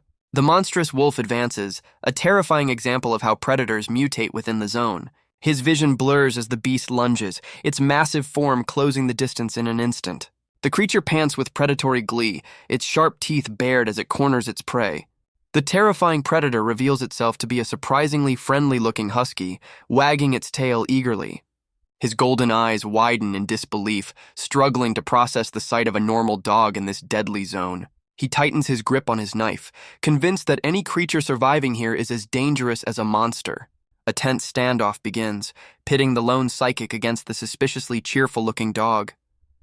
The creature shatters his expectations by playfully rolling onto its back, inviting a belly rub. His jaw drops as he realizes this supposed monster seems completely non-aggressive. He cautiously lowers his guard, wondering if it's somehow just an ordinary husky. The husky lies down with its tongue out, looking up at him with friendly, expectant eyes. A light bulb goes off as he realizes the dog's keen sense of smell has likely detected the steak in his bag. As he pulls out the steak, the husky's excitement is undeniable, its eyes turning to hearts as it drools in anticipation. He tosses a piece of his precious steak, hoping to appease the strange creature. The husky lunges for the treat with comical ferocity, its goofy nature overriding any sense of menace. His golden eye widens as he witnesses the dog's surprisingly undignified leap. The creature performs an acrobatic flip in midair, completely focused on its prize. With a deadpan expression, he completely revises his assessment of the supposed threat. He lets the dog enjoy its meal, explaining he has more supplies than he needs. Believing the encounter is over, he waves goodbye and continues on his journey. But a quick glance back reveals he has acquired an unwanted furry shadow. He tries to shoo his new follower away, but the husky playfully dodges his attempts. The dog gives him a cheerful nod, making it clear that it has no intention of leaving his side. His golden eye flares, activating his unique ability to analyze the creature. His vision reveals the husky is actually a C-rank demon wolf attempting to become his partner. Amused by the creature's goofy appearance, he decides that having a wolf companion might not be a bad idea. He names his new partner Simba, sealing their pact with the promise of regular meals. The next morning, a new trio of psychics ventures into the zone, discussing their hunt for a forbidden artifact. Their leader knows the prize is worth billions, a treasure that attracts many dangerous hunters. One of his companions tries to lower expectations, suggesting they can still profit from lesser finds. The leader sharply silences his teammate, warning him that his careless chatter will attract unwanted attention. Unbeknownst to them, they have just violated one of the zone's hidden rules. Do not insult others. As a consequence, a dark power erupts from the ground, striking the unsuspecting leader for his transgression. A mysterious force shatters the leader's protective barrier, catching him completely off guard. The impact sends him flying backward, the remnants of his energy shield crumbling around him. He lands hard on the snowy ground, bracing himself against the punishing force. The small artifact that generated his shield lies cracked and powerless on the pavement. Shaken, he realizes his careless words triggered the zone's punishment, narrowly avoiding a worse fate. His two companions stare in stunned silence, their hands clasped over their mouths in disbelief. One of them panics, realizing they're now defenseless against the zone's heavenly punishment. He nervously glances around, fearing their vulnerability will attract the attention of a monster. The other companion scoffs at his friend's foolish question, dismissing the idea of befriending monsters. But his friend suddenly points upward, his expression of terror silencing any further argument. The leader asks his companions what has them so spooked, his own eyes widening at the sight. His teammate frantically gestures for silence, urging him to keep his voice down. In the distance, they spot the skeletal remains of a less fortunate adventurer. Yashiki pays his respects to the skeleton, justifying his decision to borrow the dead man's clothes. He and Simba settle down by a fire, with Yashiki repeating a mantra to keep out of trouble. The bald psychic is stunned, pointing out that the lone figure has no protective barrier. His bearded companion adds that the mysterious figure is accompanied by a monster. The third hunter pieces it together: a robed figure, a monster companion, and a strange ritual. They come to a chilling conclusion, wondering if they've stumbled upon a dreaded follower of God. From their perch, the trio agrees that their terrifying theory is most likely correct. Yoshiki calmly grills a steak, telling his drooling companion to be patient. The hunters debate their next move, speculating that this follower might be immune to the zone's rules. Their leader wisely decides against a rash attack, opting to observe the mysterious figure from a distance. Trusting their leader's experience, the trio remains hidden, continuing their surveillance. He flips the perfectly cooked steak, its sizzle cutting through the cold air. With the meal ready, he gives Simba the signal to eat, who responds with excitement. But the wolf's excitement turns to aggression as it senses a new threat, growling fiercely. The ground suddenly erupts before them, shattering the quiet moment with a violent burst of energy. A massive crab-like monster with glowing blue eyes emerges from beneath the snow, ready to attack. Yoshiki's golden eye flares to life, instantly analyzing the new, unexpected enemy. The scorpion-like monster's deadly features and hunting tactics are revealed. Yoshiki, masked and cloaked, navigates the misty, snowy terrain. The scorpion monster attacks, and Yoshiki reacts defensively. Yoshiki narrowly avoids the monster's pincers, demonstrating agility. Simba intercepts the scorpion's tail attack, protecting Yoshiki. The scorpion monster retaliates with a powerful energy blast. Simba shields Yoshiki from the blast, taking the brunt of the attack. Yoshiki observes Simba's true form being revealed. Simba, now a fearsome demon wolf, prepares to fight. Yoshiki motivates Simba with the promise of a meaty reward. The promise of a steak dinner reduces the fearsome demon wolf to a panting, drooling mess. With his reward on the line, Simba lunges into a ferocious battle against the scorpion monster. The creature expertly deflects the wolf's assault, its armored limbs clashing in a shower of sparks. Simba's playful demeanor vanishes, replaced by the cold, predatory gaze of a true demon beast. He becomes a blur of dark energy, relentlessly tearing at the monster's defenses. Yoshiki realizes the two are evenly matched and decides to use his vision to tip the scales. He activates his power, golden energy swirling around him as he focuses on the battle. His psychic sight envelops the creature, probing its armored shell for any hidden vulnerability. His vision pierces its defenses, locking onto the single weak point in its tough exterior. With the flaw exposed, he commands Simba to attack the final joint on the monster's stinger. Following his master's command, Simba charges forward, a blur of red energy against the snow. The wolf leaps into the air, his powerful jaws aimed directly at the monster's vulnerable stinger. He bites down with immense force, cracking the creature's armored tail and drawing a spray of blue energy. The scorpion monster thrashes wildly, trying in vain to shake the tenacious wolf from its tail. From a safe distance, Yoshiki pumps his fist, cheering on his powerful new ally. With a final crushing bite, Simba shatters the stinger in a brilliant explosion of energy. The monster's primary weapon is completely destroyed, leaving only a fractured stump. As the severed stinger falls uselessly to the ground, Simba lands with a triumphant thud. The demon wolf lets out a victorious howl while Yoshiki praises his successful takedown. But as he watches, Yoshiki's expression turns serious, his mind already processing the next move. The hunters speculate he's a puppeteer, a powerful psychic who manipulates others to fight for him. Their leader dismisses the idea, finding it too coincidental to run into such a legendary figure. But his greedy companions see only weakness, plotting a surprise attack to claim a hefty reward. Their scheming is cut short by a calm greeting from Yoshiki, whose golden eyes peer down at them. The trio looks up in shock to find their target and his wolf companion have silently appeared on the wall above. The leader stumbles back in terror, utterly baffled by how Yoshiki got so close without them noticing. Looking down, Yoshiki coolly acknowledges their puppeteer theory, playing into their fears. His companions try to size him up, noting that he's just one man with a dog. The leader regains his confidence, reminding his team that their numbers give them a clear advantage. One hunter points out his cheap gear as a sign of weakness, while another nervously advises against being impulsive. Yoshiki sweats nervously, wondering if the trio of hunters is about to attack him. His vision reveals a critical rule of the zone: attacking your own kind is strictly forbidden. He realizes his safety depends entirely on whether these C-rank hunters know about the zone's deadly punishment. He grimly accepts that even with Simba, he'd be defeated long before the zone's retribution could save him. Below, the hunter leader prepares his glowing blade, ready to make a move on the mysterious figure. With no time to waste, Yoshiki decides he must bluff his way out of this deadly standoff. He strikes a confident pose, challenging the hunters by asking if they recognize him. His bold question makes one of the hunters hesitate, fearing he might actually be a legendary follower of God. The leader, however, remains skeptical, questioning the source of the young man's aggressive confidence. The third hunter panics, convinced that provoking a high-ranking apostle would be a fatal mistake. The hunter leader looks up, demanding to know the identity of the mysterious figure before them. From his perch, Yoshiki coolly deflects the question, suggesting they should introduce themselves first. Internally, he congratulates himself on his genius tactic for de-escalating the tense standoff.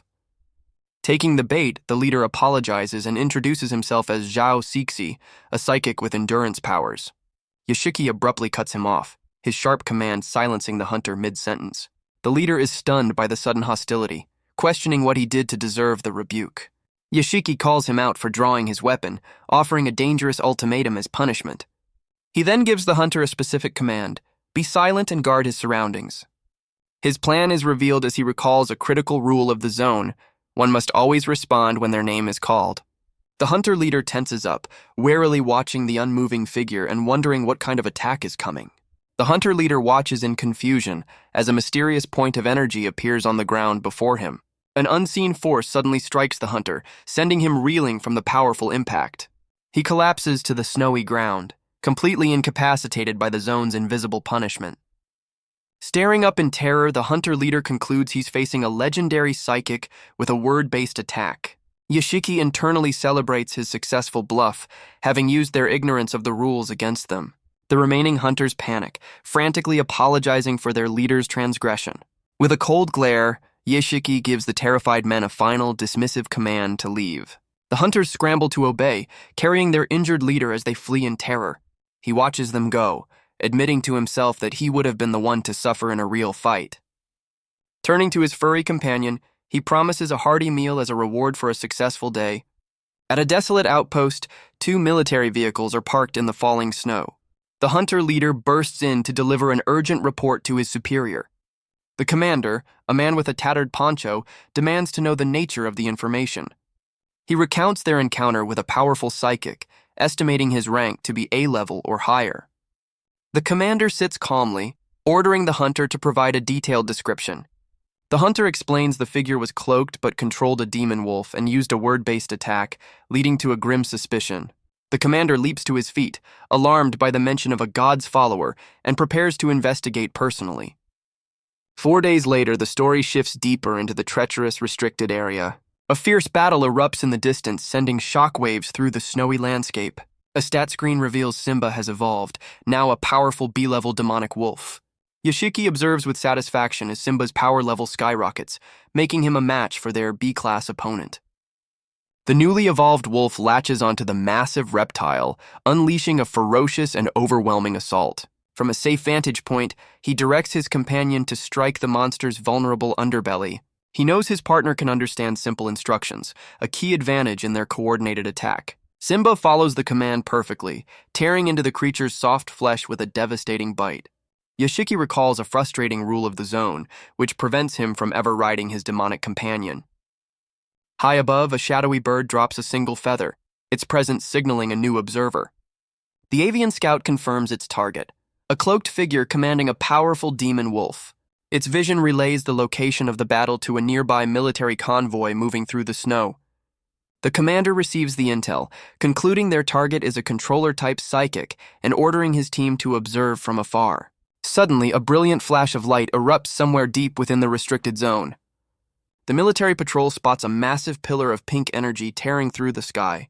The commander connects this new phenomenon to the suspected god's follower, wondering if another forbidden artifact has appeared. With the battle won, Simba stands triumphantly over the defeated reptilian monster. Yoshiki's attention is drawn from his victory to the strange beacon of light in the distance. Standing over the fallen beast, he speculates that the energy pillar might be a sign of a powerful treasure. Seeing no rivals nearby, he decides to seize the opportunity and investigate the source of the light. With his companion at his side, he ventures down a path lined with strange, pink-leafed trees. They soon discover the source, a field of ancient stone pillars pulsing with immense energy. As they navigate the colossal structures, he reflects on the sheer, mind-boggling scale of the restricted zone. Simba suddenly lets out an agitated howl, alerting Ye Shiki to a new presence.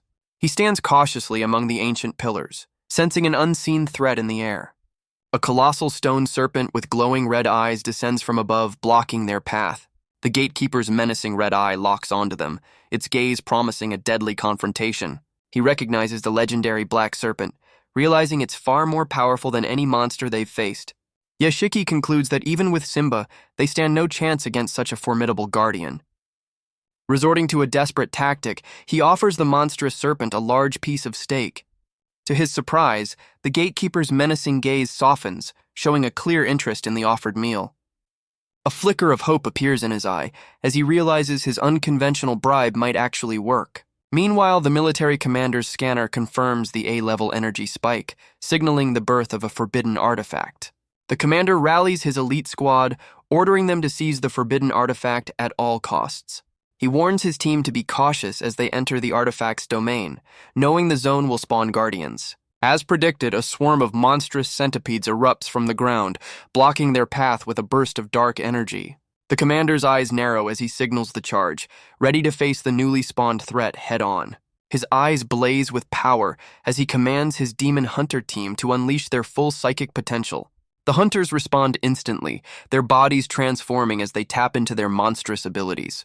A muscular hunter powers up, his body surging with energy as he prepares to smash through the enemy lines. The team summons their powerful familiars, unleashing a three-headed wolf and a host of demon crabs upon the battlefield. A hunter's energy blade connects with a centipede's armor, the impact sending sparks flying. The elite squad unleashes a flurry of devastating attacks, tearing through the horde of monsters with ease. The demon hunters enter the obsidian forest, a dangerous inner circle within the restricted zone. A monstrous serpent appears and a hunter warns his captain of the imminent danger.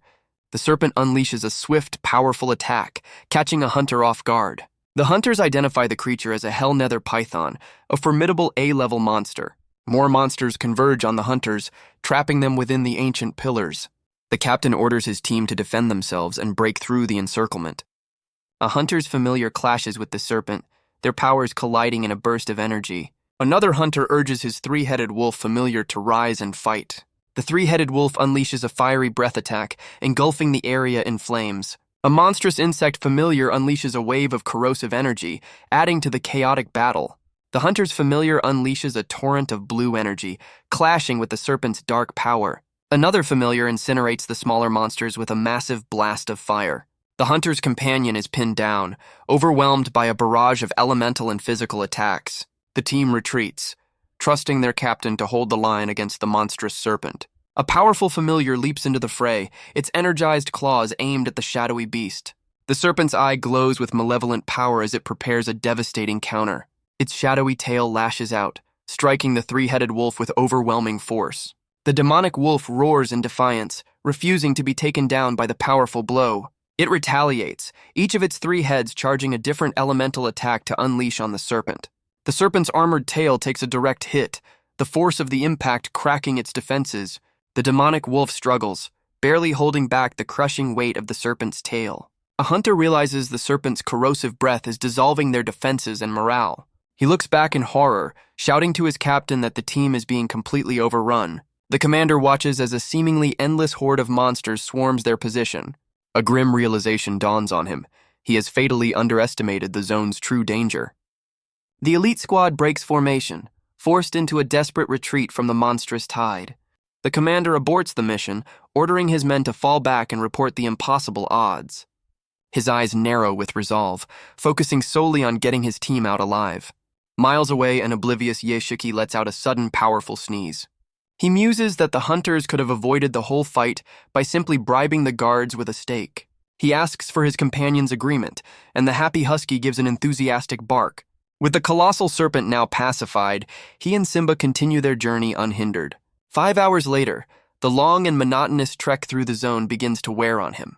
He realizes the stone forest is far larger than he imagined, with the artifacts still a great distance away.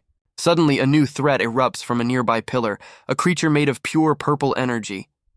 His golden eyes widen as he registers the sudden appearance of another powerful monster. His ability identifies the new enemy as a formidable A-class Scorpio monster. A smile plays on his lips as he realizes he's finally encountered a rare A-level monster.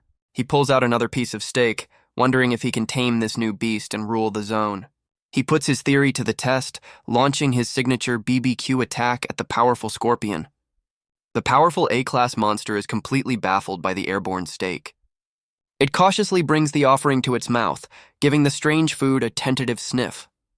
His gamble pays off as the monster's hostility vanishes, replaced by a surprising affection. But the now tamed beast looms over him, demanding more of the delicious treat. When he reveals he's out of food, the monster's hungry gaze shifts menacingly toward Simba. He quickly intervenes, promising the creature another meal if it leaves his companion alone. The scorpion monster appears to pout, its aggressive posture softening into one of disappointment. Its patience wears thin as it slams its tail into the ground, demanding its promised meal now. With a final dramatic flourish, the creature burrows into the ground and disappears from sight. He glares after it, annoyed that the monster simply ate his food and left without a second thought. He sits with Simba, realizing his usual food-based taming methods are ineffective on A-level monsters. Annoyed, he compares the situation to losing his bait without catching his prize. Simba nudges him with a soft bark, sensing his master's frustration. He quickly clarifies to his wolf companion that his previous metaphor wasn't about him. With the giant serpent watching, he checks his bag and realizes he's completely out of meat. He looks up as Simba suddenly barks, sensing an approaching presence. The A-class scorpion monster reappears, hovering ominously above them. To his shock, the creature drops a freshly caught pig at his feet as an offering. He realizes the monster didn't flee, but went hunting to provide ingredients for its own barbecue. The powerful monster looks on with surprising eagerness, clearly expecting him to cook its offering. Meanwhile, at the source of the light, an A-level forbidden artifact reveals itself, a massive stone gate with unknown rules. A new team of hunters arrives, their leader ordering his squad to secure the artifact while others hold back the monsters. A B-rank magic archer and a C-rank warrior stand guard, ready to defend the perimeter. The leader approaches the gate, confirming the immense psychic energy is at least A-level. A brawny hunter with a sledgehammer suggests a simple solution: just smash the surrounding rock and take the prize. The leader dismisses the idea, explaining that the rules of an artifact are absolute and can't be bypassed with brute force. The hunter then suggests they probe the artifact carefully, trying to discover its hidden rules step by step. But an impatient hunter with iron hands scoffs at their caution, deciding to pry the gate open himself. He unleashes a torrent of energy, attempting to force the ancient stone doors apart with his power. Despite his immense strength, the gate remains completely sealed, not moving a single inch. The hunter's failed attempt leaves him speechless, earning him unimpressed looks from his team. The leader scolds his impulsive teammate, reminding him that brute force is useless against a forbidden artifact. He then points out a silver lining. Their reckless companion has at least confirmed the artifact isn't aggressive. He mockingly adds that if it were a high-risk artifact, their companion would have been instantly eliminated. With their options limited, the leader decides their only choice is to patiently test the artifact to discover its rules. Their discussion is cut short as they spot a new group approaching through the stone forest. Yashiki, now in a new mask and cloak, looks pleased to have finally reached his destination. He surveys the scene below, noting the area is far from peaceful, with another team already present. The hunter below spots Yashiki's monstrous companions and immediately assumes he's a threat, ordering his team to prepare for battle. From his high vantage point, Yashiki looks down and calmly asks the identity of the hunters below. He tries to de-escalate the situation, claiming he's just a harmless observer. The hunters are immediately suspicious, refusing to believe his claim of being a simple bystander. The leader calculates the odds, believing his team of 6 has a clear advantage over the mysterious trio. He notes Yashiki's hesitation to attack, believing it's a sign that the mysterious figure is wary of their strength. The leader theorizes his opponent is stalling for time, likely waiting for reinforcements to arrive. Convinced of this theory, the leader decides they must launch a preemptive strike to maintain their advantage. Yashiki calmly assesses the opposing force, noting their ranks and questioning their aggressive intentions. The hunter leader rallies his team, declaring that the artifact belongs to the strongest and preparing to fight for it. Annoyed by their aggression, Yashiki issues a final warning, telling them to back off or face the consequences. One of the hunters ignores the warning, raising his weapon and declaring their plan to eliminate Yeshiki first. Before the hunter can land a blow, a violent burst of energy erupts from the ground, sending him flying. The A-class scorpion monster emerges in a flash of purple light, its massive claws ready for battle. The hunter leader's face drains of color, realizing their target commands an A-rank beast and must be even more powerful. Yeshiki calmly reminds the terrified hunters of his earlier warning, now backed by his monstrous companion. A system notification confirms their worst fears as the scorpion's predatory instincts activate, entering hunting mode. With a cool demeanor, he claims that once the hunt begins, not even he can control the outcome. The hunter leader is frozen in terror, trapped by the creature's overwhelming purple aura. He desperately tries to negotiate, frantically explaining they are just humble poachers who don't want to fight. But Yeshiki cuts him off with a sharp, dismissive gesture, silencing his pleas. He coldly questions their sudden change of heart, reminding them of their aggressive posturing just moments before. His golden eyes narrow as he calmly asks if he just heard someone threaten his life. The terrified hunter frantically denies it, while his leader tries to smooth over the massive misunderstanding. The leader smacks his subordinate, demanding he show proper respect to their powerful new senior. With a complete change in attitude, the leader humbly suggests they are all here for the same treasure. Yeshiki casually confirms their assumption, playing along with his powerful, mysterious persona. He gestures toward the glowing artifact, questioning what progress the bumbling team has made.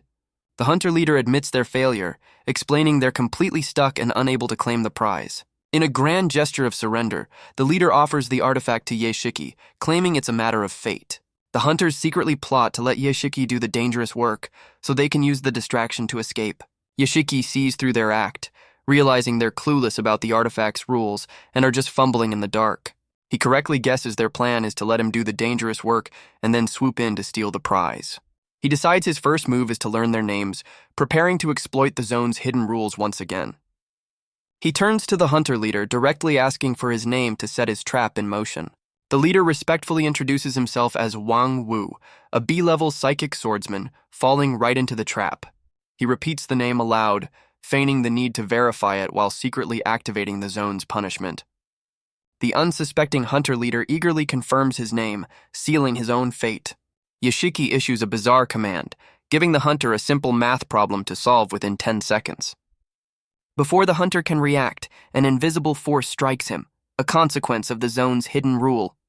He is violently thrown backward, overwhelmed by the sudden and powerful punishment. The hunter leader collapses to the ground, completely incapacitated as his teammates cry out in alarm. The hunter's teammates rush to his side, demanding to know what Yeshiki is doing. Yeshiki turns the question back on them, his golden eyes filled with cold amusement. He calls out their bluff, revealing he knows they plan to use him as a guinea pig for the artifact's rules. The hunter leader is left speechless, his deception completely exposed. He frantically tries to deny the accusation, but his nervous posture betrays his guilt.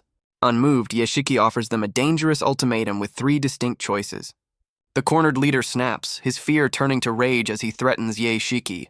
Yeshiki ignores the threat, giving the hunter leader a familiar 10-second countdown to decide. The leader panics, torn between his greed for the artifact and the terrifying consequences of another wrong move. The leader makes a decision, ordering his subordinate to stand guard as he prepares to act. The zone's rules flash as a powerful force erupts, punishing the hunters for their defiance. The subordinate is instantly struck down by the invisible retribution, caught completely off guard. Yeshiki coolly observes that their aggressive posturing has finally come to an end. The remaining hunters fall to their knees, begging for forgiveness and promising to retreat immediately. Wasting no time, the terrified team scrambles away in a desperate and panicked escape. As they flee, the hunters realize their opponent isn't just lucky, but is deliberately weaponizing the zone's rules.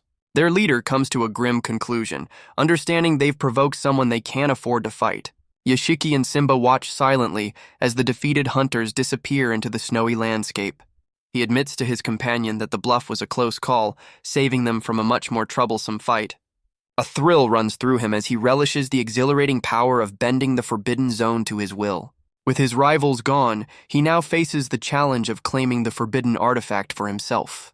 He approaches the gate to decipher its rules, but Simba's aggressive barking alerts him to a new presence. He turns to his agitated companion, questioning the source of the sudden disturbance. A dark swarm of creatures rises from a nearby pillar, coalescing into a menacing, shadowy cloud. The swarm forms into a cloaked, horned figure who introduces himself as the 17th believer. The mysterious man reveals his name is Raven, a confident smile playing on his lips. Yashiki realizes he's facing a member of the infamous God's Followers, a notorious terrorist group. Raven explains that an A-class artifact is a prize coveted by all, including his powerful organization. He smugly points out that the artifact is useless to anyone who doesn't understand its hidden rules. Raven adds a final warning. Even if successful, the winner will become a prime target for the formidable demon hunters. Yashiki questions the newcomer's motives, pointing out he seems unconcerned with the forbidden artifact. Raven confirms the artifact was an accident, revealing his true target is something else entirely. The follower's menacing gaze locks onto Yashiki, identifying him as the real prize. Yashiki feigns confusion, surprised that he has become the focus of this powerful psychic. His golden eye activates, but Raven's power is so immense it can't be measured, far exceeding his own level. A cold sweat breaks out as he realizes this man is at least A+ rank, possibly even S rank. Raven calls his bluff from afar, correctly identifying Yashiki's true power as a mere B level. With his ruse exposed, Yashiki commands his demonic companion to prepare for battle. Simba responds to the command, his body erupting with dark, fiery energy as he grows to a massive size. Yashiki's eyes narrow in realization. His opponent also possesses a powerful insight ability. Simba stares up at the cloaked figure, who floats menacingly in a cloud of dark energy. The demonic wolf roars in defiance, its body erupting with fiery power in preparation for a fight. Realizing the immense power gap, Yashiki urgently warns his companion to be cautious. Simba charges forward, braving a torrent of hostile purple energy unleashed by his opponent. The demonic wolf lets out a powerful howl, refusing to back down from the overwhelming threat. Raven effortlessly lifts the charging wolf into the air, dismissing the beast's attack as futile. The follower summons a monstrous, shadowy arm, swatting the wolf aside to clear a path to Yashiki. With a single overwhelming strike, Raven's dark power neutralizes the struggling demonic wolf. Yashiki watches in horror as his powerful companion is defeated and sent flying into the distance. Raven closes the distance in an instant, taunting Yashiki with a cryptic offer of protection. Cornered and desperate, Yashiki frantically calls for his other monstrous ally. The A-class scorpion monster answers the call, told not to fail in this critical moment. Yashiki's eyes widen in disbelief as his food-bribed companion actually shows up to help. The scorpion intercepts Raven's attack, its massive pincer clashing with the follower's dark power. Raven is stunned by the unexpected intervention, his confident smirk wiped from his face. The deflected energy blast slams into a stone pillar, shattering it with immense force. The scorpion's attack connects, engulfing the powerful follower in a wave of purple energy. Raven realizes in horror that his B-level target somehow commands a formidable A-class demon. He grits his teeth, recognizing the scorpion's stinger is poisonous, and he must prioritize detoxification. Wasting no time, the scorpion monster unleashes another devastating blast of purple energy. Raven admits defeat for now, conceding that he underestimated his target's surprising power. The follower dissolves into a cloud of dark energy, making a tactical retreat from the battlefield. He leaves Yashiki with a chilling promise of a future rematch to demonstrate his true strength. With the immediate danger gone, Yashiki turns to his A-class ally, offering his sincere thanks for the save. He then checks on Simba, who is slowly recovering after being thrown aside by the powerful follower.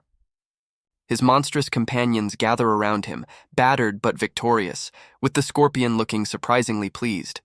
Overwhelmed with gratitude, Yashiki promises to never forget how they risked their lives for him. Now unopposed, he faces the massive artifact, pondering the challenge of actually acquiring it. His golden eye flares to life, his unique ability piercing the artifact's defenses to reveal its hidden rules. The solution is revealed to be unexpectedly simple. One must recite a poem to claim the prize.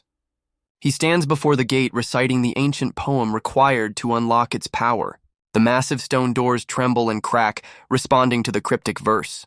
His eyes widen in surprise as he feels the artifact reacting to his words. A brilliant pink light erupts as the ancient gate finally begins to open for him. He smirks, grateful for his past as a bookworm, which gave him the knowledge others lack. Remembering the final step, he summons his psychic energy for the last part of the ritual.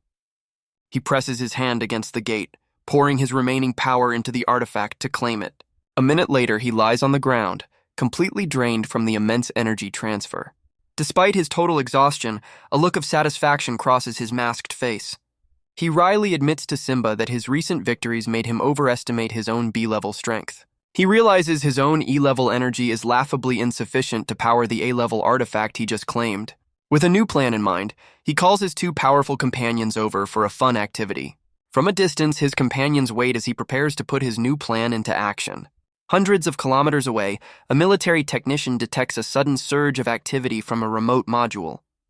Inside the module, a red-haired woman is suspended in a chamber, surrounded by swirling energy fragments. An elderly man watches through a viewport, a sense of unease washing over him as he feels a strange sensation. The woman's eyes flash open, her expression shifting from a daze to sudden, sharp awareness. The old man waves frantically, overjoyed to see that the woman has finally regained consciousness. Disoriented, she presses her hand to the glass, questioning her grandfather about their strange location. A stern military officer steps in, bluntly informing her that she is being held in a military camp. The woman's eyes flash with recognition as she remembers the stern military officer. The officer Yang Hu strikes a confident pose, certain his handsome face is unforgettable. She furiously points at him, demanding compensation for the car he let a demon destroy. Yang Hu breaks into a nervous sweat, completely caught off guard by her accusation. She demands to be released, but the officer calmly tells her to look down at her feet.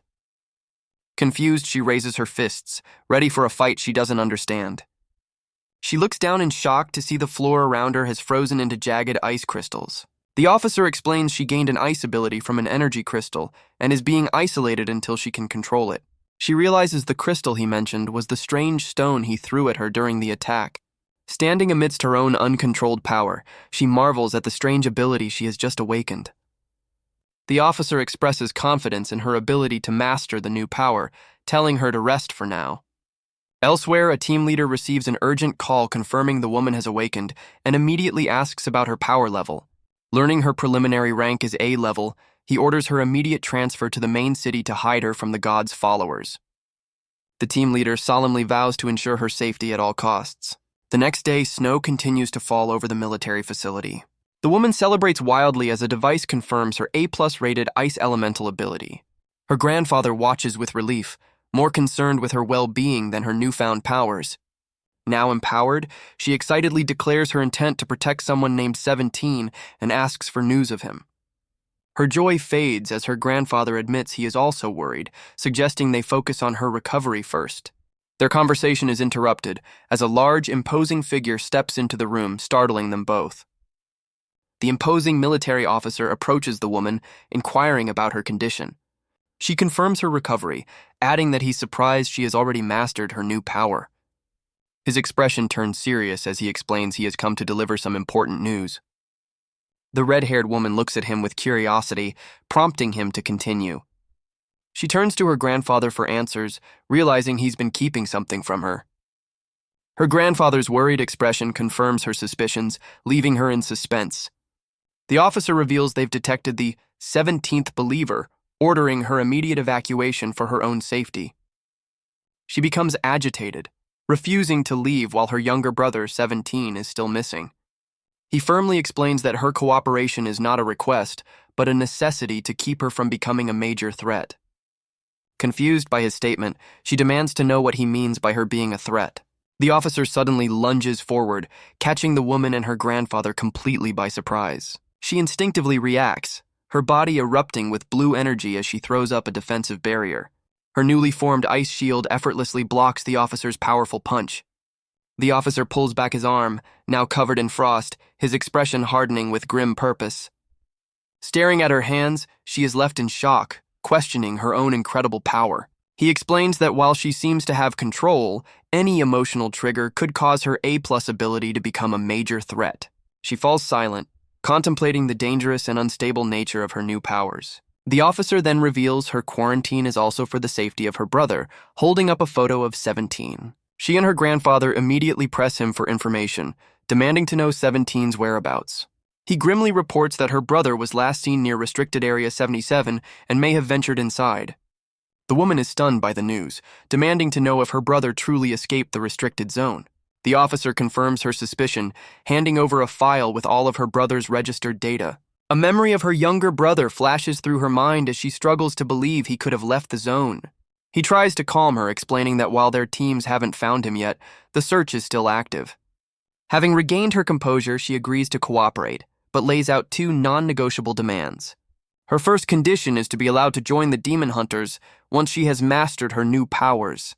She pauses dramatically before revealing her second, more personal request. With a determined gaze, she demands they intensify the search for her brother and ensure his safe return. The story shifts back 18 hours, showing Ye Shiki as the massive artifact gate finally swings open before him. He and his two companions peer into the swirling vortex, admitting that their prize looks a little intimidating. He cautiously peeks behind the massive stone gate, finding nothing but empty space. With his golden eyes blazing, he focuses his power to uncover the artifact's true purpose. His ability reveals the artifact is a gate of space, a soul-bound portal that can open to any location in his memory. Deciding the rules seem safe enough, he reaches out to test the swirling vortex for himself.